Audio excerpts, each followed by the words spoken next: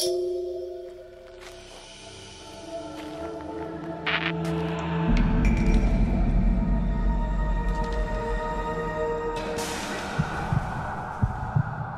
were crowding around me and making it hard for me to breathe.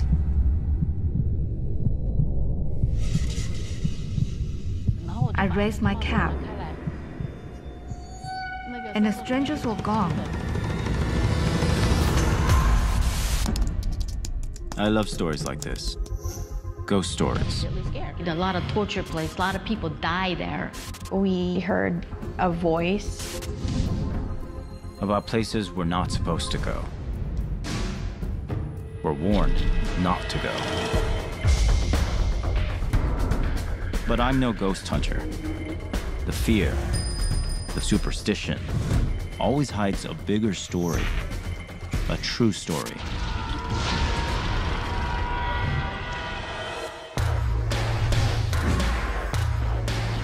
What really happened here?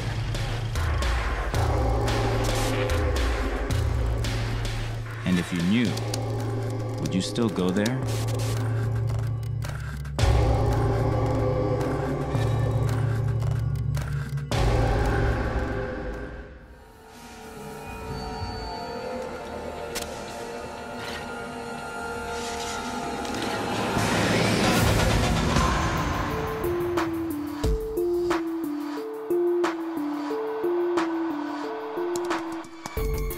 My name is Robert Joe. I'm a blogger and urban explorer. I didn't come here to chase ghosts. My theory is that whenever you find a place with lots of ghost stories, it's often because a true horror or tragedy inspired these alleged hauntings.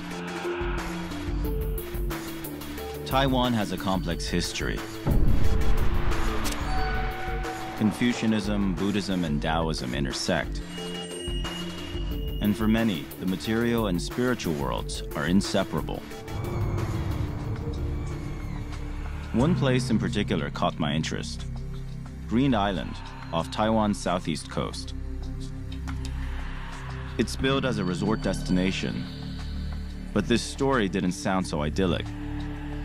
A legend about a cave with buried treasure, where some fortune hunters got more than they bargained for.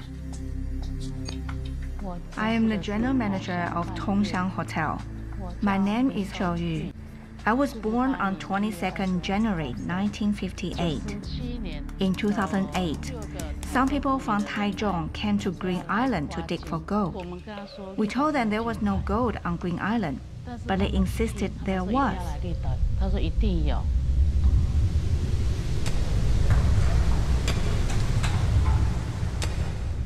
After digging for 3 days, they said they found some bones.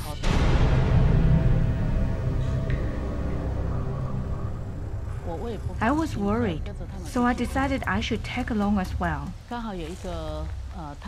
There was also a nun from Taichung with them.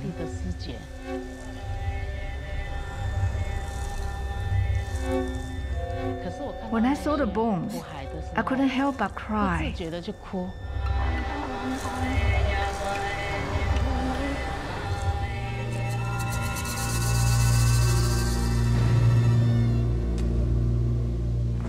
We went with the diggers to the cave every night and helped carry the bones away.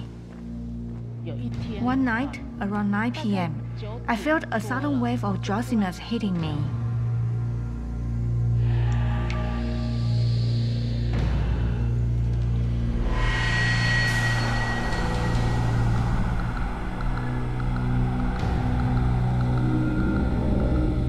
All of a sudden, I saw the cave filled with strangers.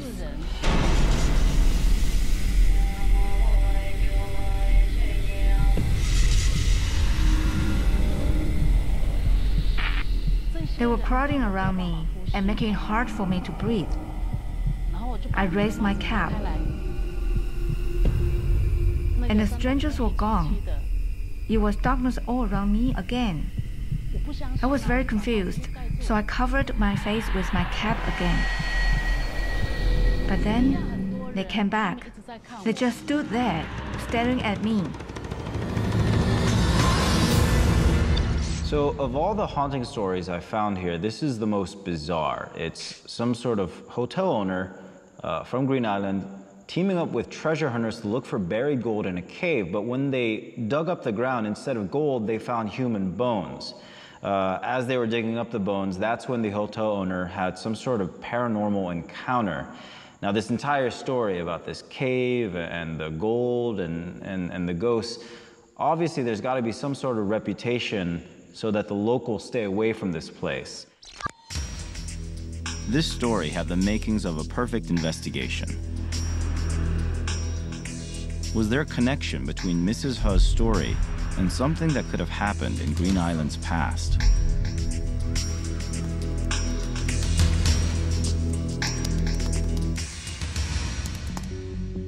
But first, I needed to understand what people here believed about the afterlife and how Taiwanese religion and traditions shaped their unique brand of ghost stories.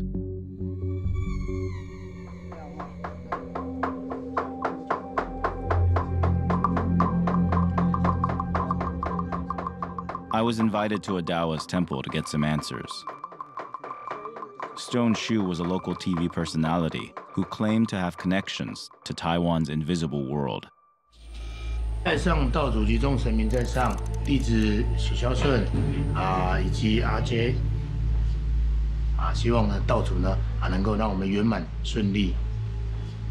拜300。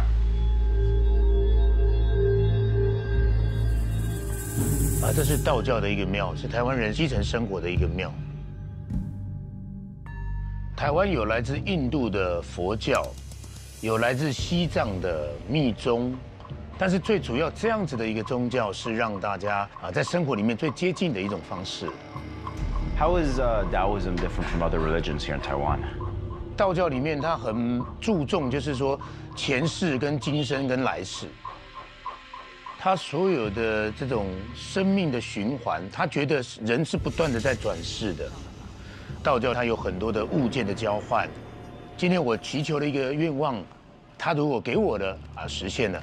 那我就会拿什么东西来还，它其实互动性蛮高的。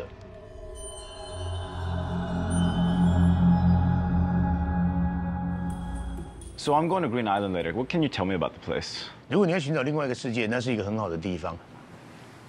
那边有一个山洞，里面有一尊观音。当你进入那一个钟乳石洞的时候， 如果你的心是很轻的，他愿意跟你来接近的话，你马上就可以感受到那一尊观世音菩萨给你一个绝对的力量。我希望把这个送给你，希望给你好运。这是很好的木头，希望一切都很好。你去绿岛呢，能够有很好的收获，有你要的故事，有很大的鬼来找你的。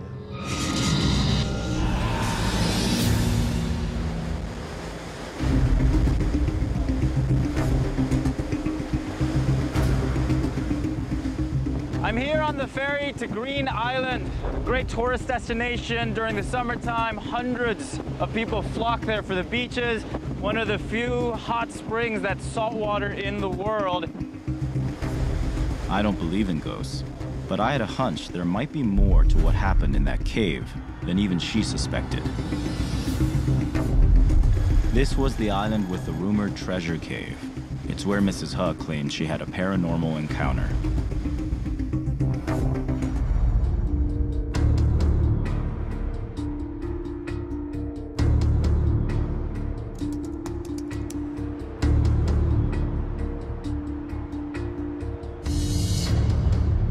I met up with my local fixer, Vicky.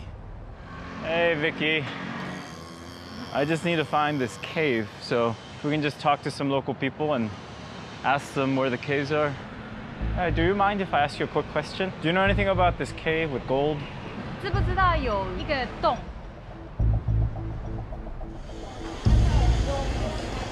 知道，没有热事。Those guys look like they might know. 绿岛有什么洞吗？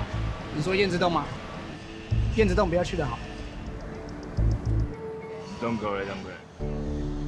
The cave was living up to its reputation. Most of the people didn't know where it was at all. No one had heard of it. And then the few people who did seemed to give me a warning not to go there. So I don't know what to make of that. Did find out at least, though, that it's called Swallow Cave. I wanted to find out what were the chances of gold being buried on Green Island. Where could it have come from?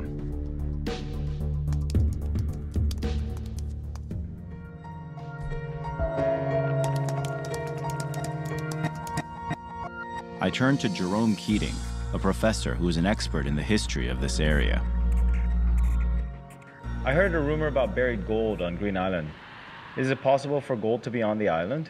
There are always pirates in these areas. The Philippines had a story about the Japanese buried a lot of gold somewhere. This one, however, has a couple possibilities. One would be gold from a Spanish galleon, and another could be pirates, and another could be just that the Europeans, especially the Dutch, were searching through Taiwan for gold as well. So there's possibilities that would feed these type of ideas.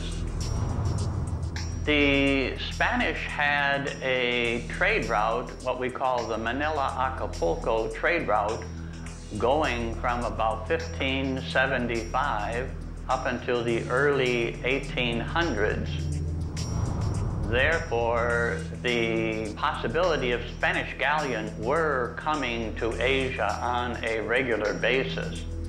Now, also, of course, with the hurricanes and typhoons that come, it's easy to see how a ship could get off course and crash by Green Island. So that would be certainly a possibility. So it wasn't impossible for some colonial-age treasure to have landed up on Green Island. That could have helped spread rumors about the cave.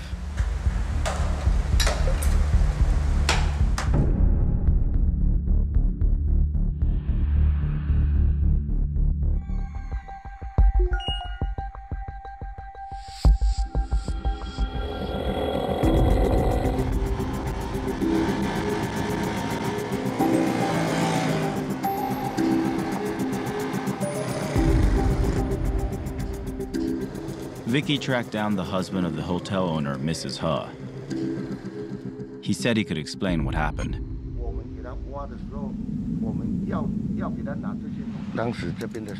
A prisoner happened to drop his tools into a cave while he was on quarry duty.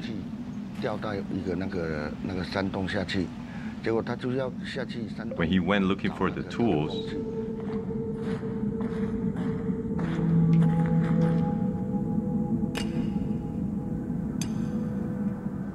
he found a cave and some mysterious bricks.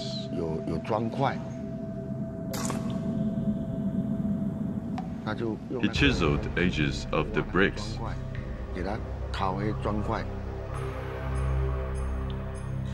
and discovered that they were gold bricks. He hid 57 gold bricks and planned to come back to get them once he was out of prison. He did return to look for the gold, but never found it. On his deathbed, the prisoner told his friend about the gold. That friend and some other men came to our hotel. I told them that there was no gold. They wouldn't give up because they believed in the last words of the prisoner. After 3 to 4 days of digging, they dug through the cave and found a smooth platform. That's where they discovered the bones. If you find human bones for any reason, you need to collect them and bury them properly. I then joined them to look for more bones that needed proper burial. Did you ever find the gold? Nothing, no gold at all. So Mr. He seemed pretty confident that there wasn't any gold in the cave. He did mention that it was actually a prisoner who was the first person to go look for gold there. Mr. He also seemed pretty reluctant to bring me to the cave, and he said that I should actually talk to a local guide who has nothing to do with the treasure hunters, and they would take me there.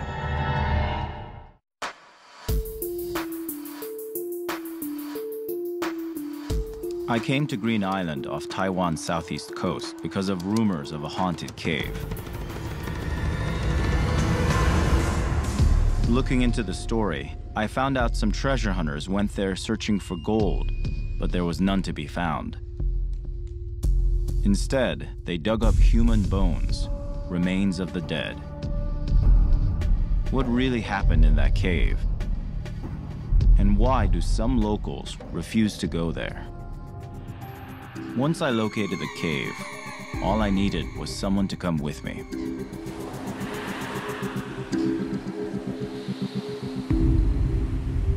Zheng Yaling was a local guide who lived on Green Island. Why is it called Swallow Cave? It's very shady and cool inside this cave, and it has swallows.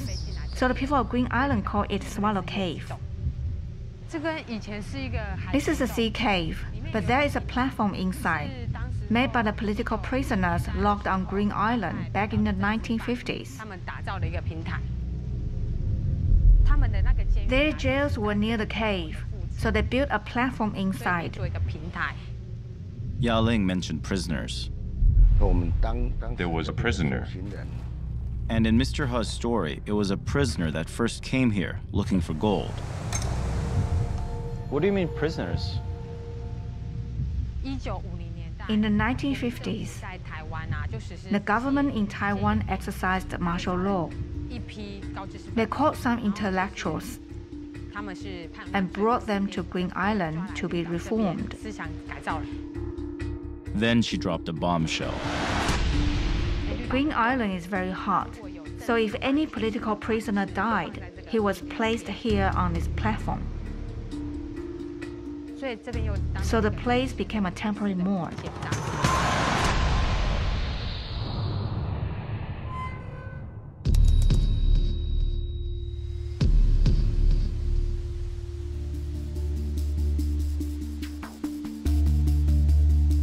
As I was entering the cave, I felt the change in atmosphere. Inside, the air felt heavy and slightly cooler. The story was getting more curious. It looked like you could pack a lot of bodies inside the cave if you wanted to. What if some of those political prisoners did end up buried here? That could explain those bones the fortune hunters said they found. It seemed plausible. And if this place was a temporary morgue, easy to see why some would believe it was haunted.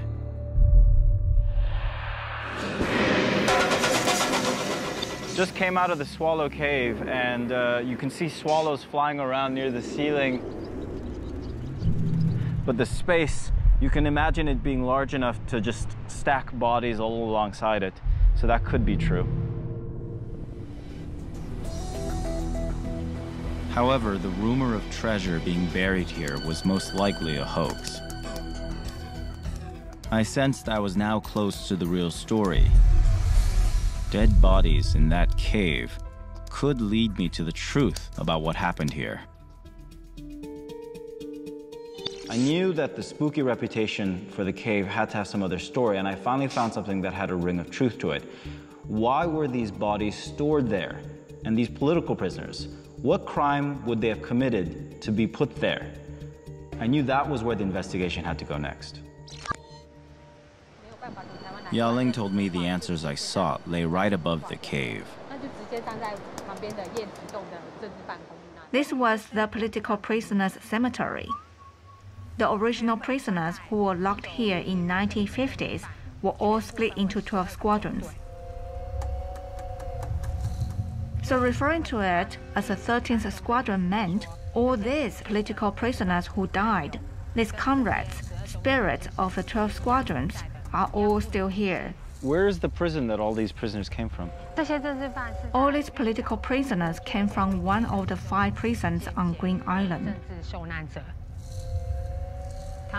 When they died, they were buried here. 5 prisons? Why so many? Since the Japanese colonization, there have been prisons here. From what Yaling said, Green Island of the past sounds a lot like Alcatraz. And there was a long history of captivity here, including a period when people were detained for their political beliefs.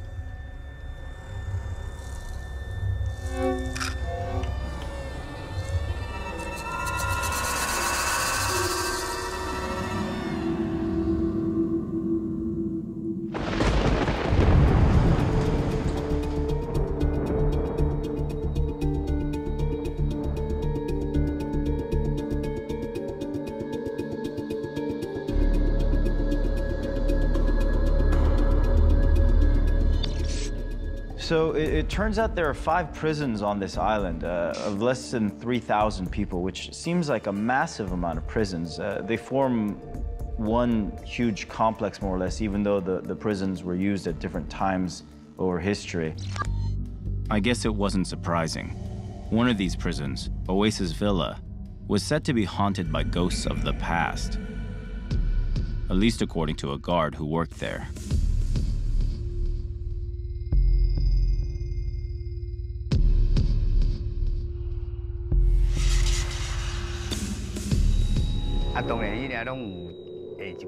Oasis Villa has seen a lot of mysterious deaths.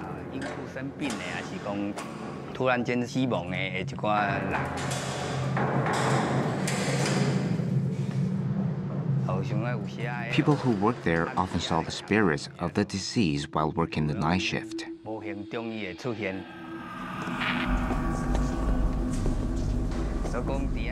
It can be quite spooky sometimes.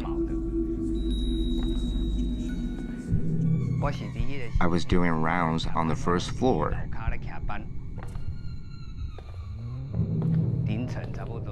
It was around 2 a.m.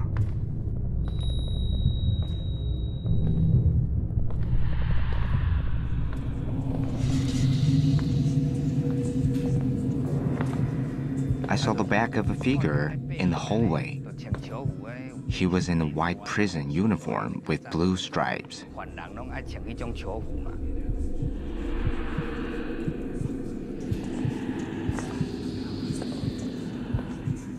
No one else could have been there at the time of the night. The uniform that the prisoners wore at the time when we were working there was not striped.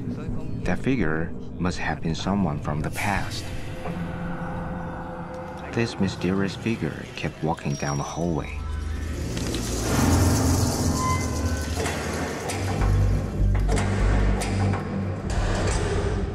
And then he disappeared.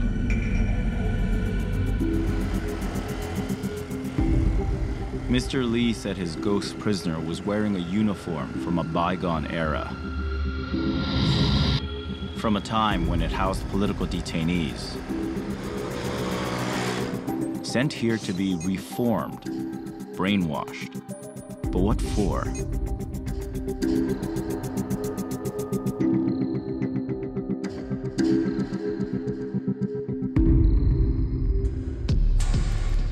What kind of stuff took place here?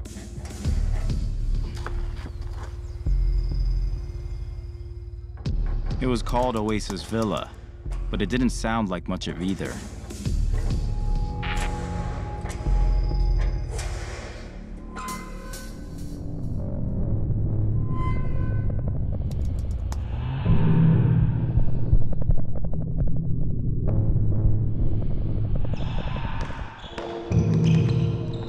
This is the basketball court. Looking around here, this could be a community college, some sort of a Catholic school. And that slogan there says something along the lines of, "It's never too late to be a good person." There is definitely this feeling that all of this is meant to be educational.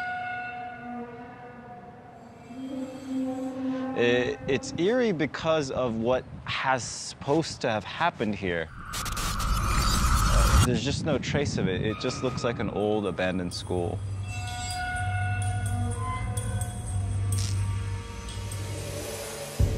This is the Oasis Villa. This is the main central area where I said the guards controlled everything. And you can see right there, clearly a hexagonal shape. Quite beautiful, actually. This is the second floor, and that's where they keep the special case prisoners, and that is where he had his paranormal encounter. Let's take a look.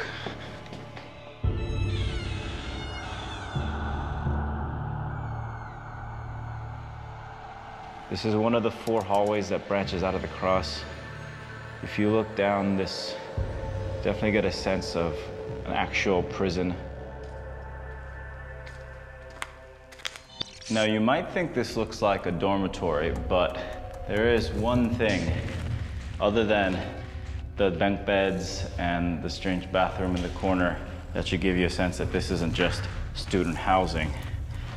Most dormitories would have locks on the inside, not the outside. You can see this is not just some school for educating students. This is a correctional facility.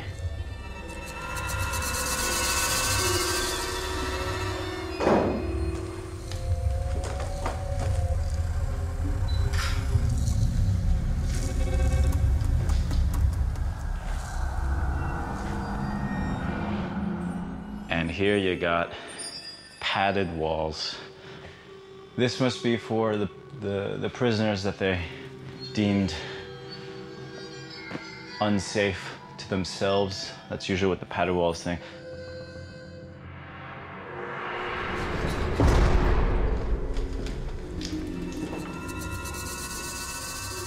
Re-education.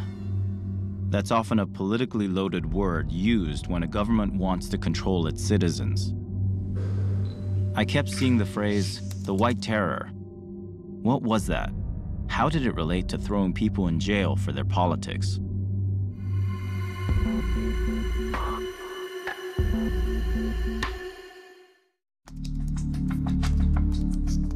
I'd come to Taiwan's Green Island to investigate a cave said to be haunted and to contain buried gold.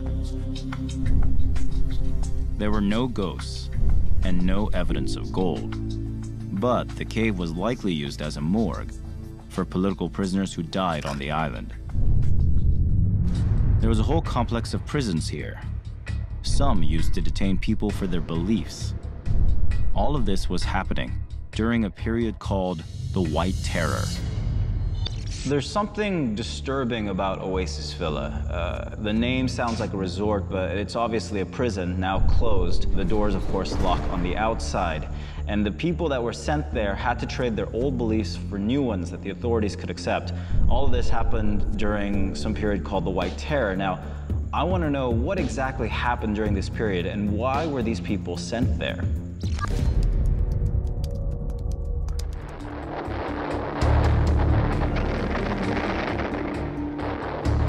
After defeat in mainland China, Chiang Kai-shek's Nationalist Party established control in Taiwan in stark opposition to Mao's communist government in Beijing. Fiercely anti-communist, the Nationalists declared martial law in Taiwan in 1949. They rounded up anyone thought to be a communist or have leftist sympathies, but they threw a wide net. Artists, professors, intellectuals, writers were rounded up, often for no just cause, and sent off to places like Green Island for re-education.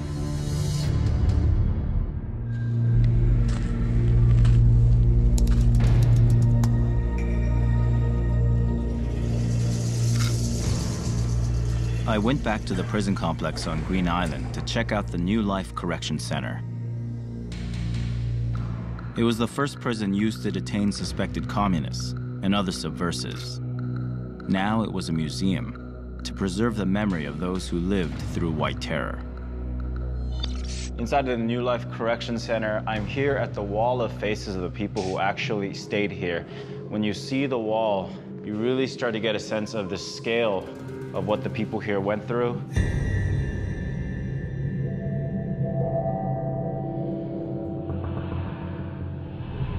You look at these pictures and you can tell that some of them were taken after they were incarcerated. Obviously the ones with the numbers around them. But then some of them look like they almost just came from family albums. And then of course, you look and you notice the details that suggest the type of treatment they had while they were here.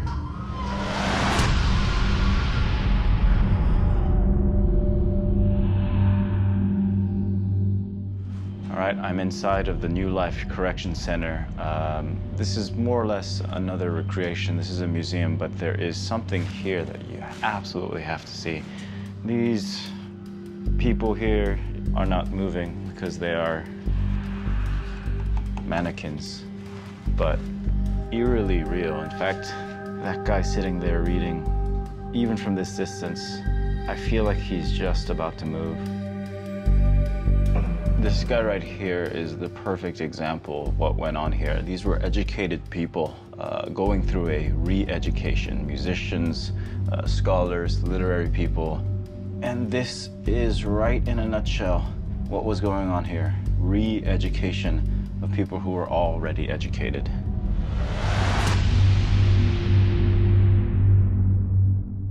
Many of these prisoners were not even communists. I wanted to track down and talk to one.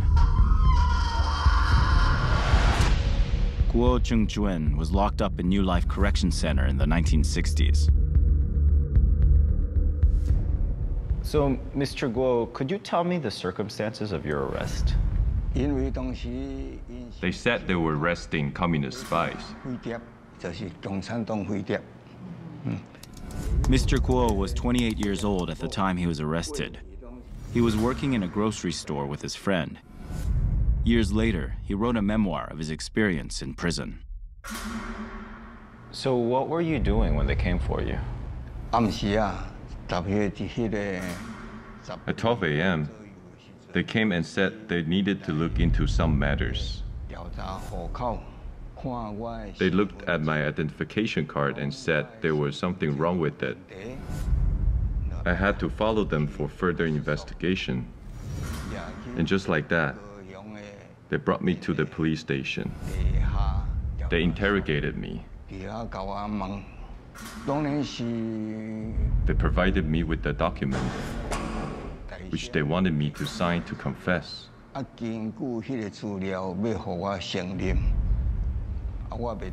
did not want to do it, and so I suffered. I suffered terribly at first. I was beaten and kicked. They pulled out both my toenails. It was torturous. But I still did not give in. I bit my teeth hard, tolerated the pain. They still didn't release me. Mr. Guo's story was hard to listen to. Today he speaks openly, hoping to educate people about the mistakes of the past. But to be tortured because of your suspected beliefs is difficult to forget. They should have given me the death sentence, but I was sentenced to life imprisonment instead.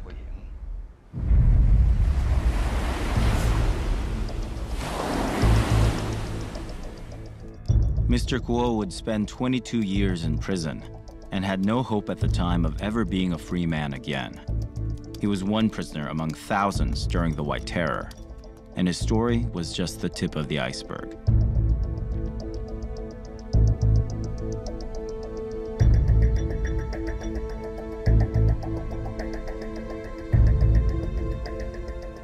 There was much more, but the full story wasn't on Green Island. It was in the capital, Taipei.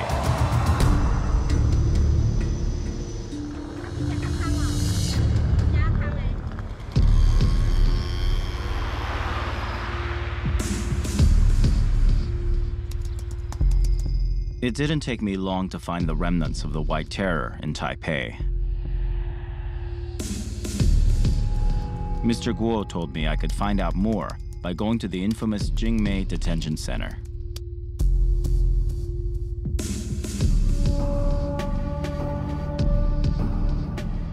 But first, I wanted to reconnect with Dr. Keating, who's authored numerous books on Taipei's history. What did generally happen to the people who got swept up in the White Terror?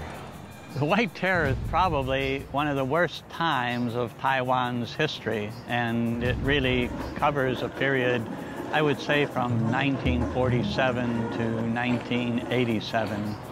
It was a time when over 140,000 people were imprisoned, many of them for no cause at all.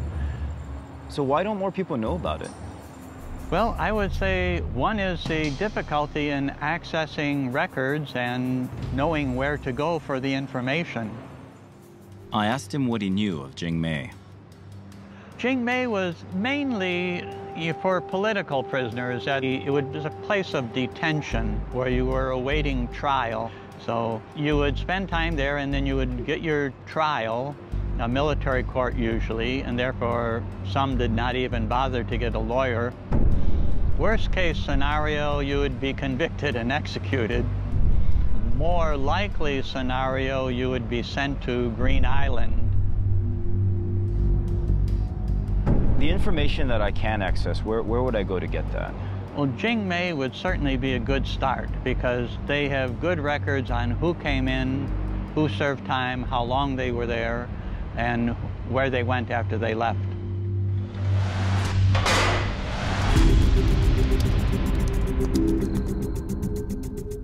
Once a feared prison and place of judgment, today it's a human rights memorial. If there was any place that held answers, this was probably it.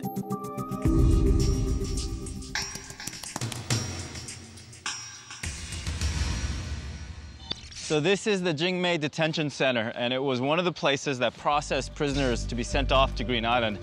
I figured there's got to be more to this story here, so we're going to check it out.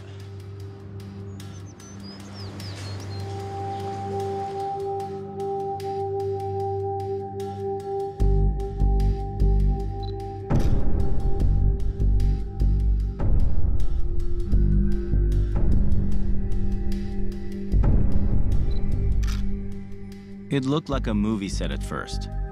Telephones behind bars for prisoners to communicate with loved ones. And then old tape recorders used by authorities to listen in on those very conversations. Through the exhibits, I began to get a picture of the secrecy and paranoia that shrouded White Terror like a fog, like a ghost. No wonder so little was known for so long. I wanted to talk to someone who had actually been imprisoned at Jingmei before I could really put the pieces of this puzzle together.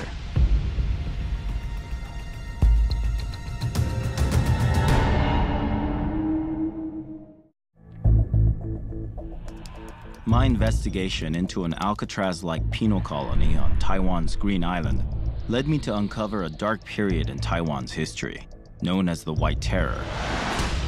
Taiwan was a place haunted not by ghosts, but by its more recent past.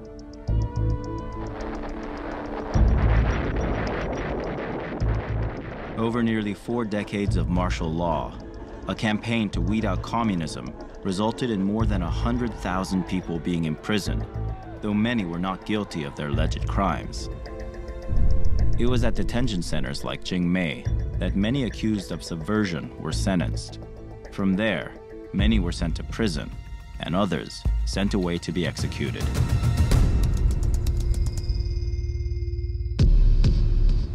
Thousands had faced a whole system of injustice here.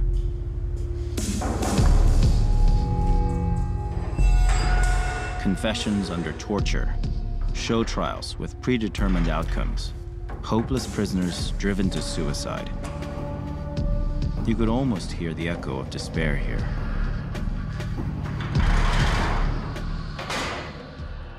This is the investigation court.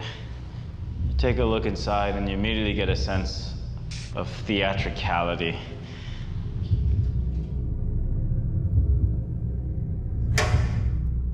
So this must be where the defendants sat for trial. So if you were sitting here, you are presented in front of you with this view.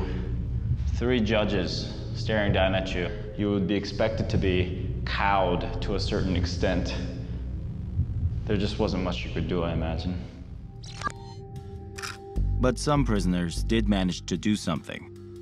In 1970, a group of Taiwanese dissidents, some of them still prisoners in Jingmei, put together a detailed list of 214 political prisoners and leaked it to Amnesty International.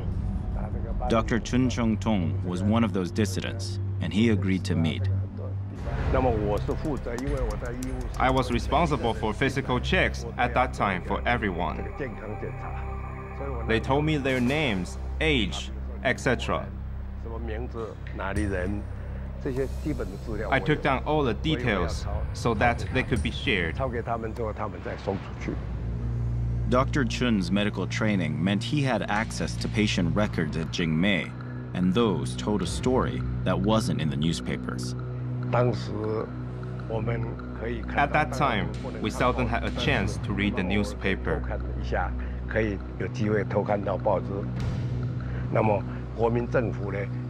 The government stated that we were in free China and that there were no political prisoners here. But in fact, we were all political prisoners. We had thousands of prisoners here, including Green Island, Taiwan. We were not allowed to mention it, as we could get into trouble. Despite the great personal risk if he got caught, he told me the price of silence was also high. There were times in Green Island that they resisted the officers, and for that they were punished. Some were even executed, death by shooting. So we decided to let the world be aware, especially Amnesty International, headquartered in the UK. But we needed to be extremely cautious about this. If the authorities had found out before the list was leaked, Dr. Chun could have been executed. Yet it was through actions like his that the secrecy surrounding the White Terror finally began to be lifted. To be honest, I'm a little torn about what this place was all about. A sense of terror you get not knowing what your fate was going to be, and the complete arbitrary sense of whether or not you were going to live or die depending on who was making these decisions. The replicas, the idea of preserving what actually happened here seems to be a little bit more authentic. I mean, you can see the actual floors of the prison, the actual age of the prison, things falling apart.